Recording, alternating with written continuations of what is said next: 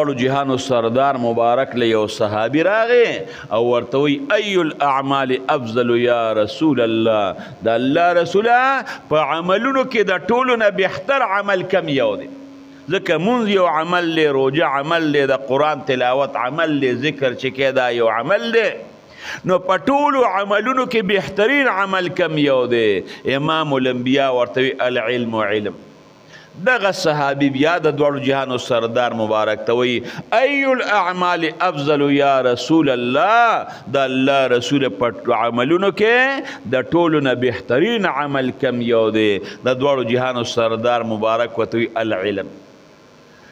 هغه سړی پاک پیغمبر مبارک ته بیا فرمایي علیک السلام اسألک یا رسول الله عن العلم، د الله رسوله زتانا دا علم یا رسول الله انی اسألک عن العمل، دا الله رسول تانا دا عمل پا بارک تپوس کوم چې په عملونو کې دا ټول نه بهترین عمل کم یو دی؟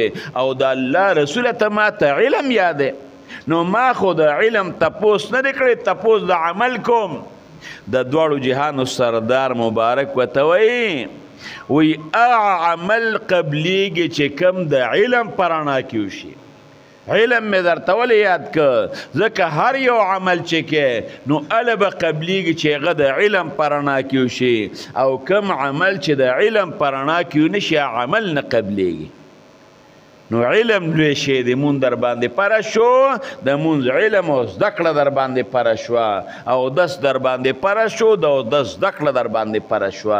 کم شی چې په تا پره شو د هغې زده کړه در باندې پره شوه، نو عمل به د الله قبلی، عمل به د الله پاک قبلی چې کم د علم په رڼا کې وشي، عمل الله پاک قبلی، او چې د علم په رڼا کې ونه شي هغه نه قبلیږي.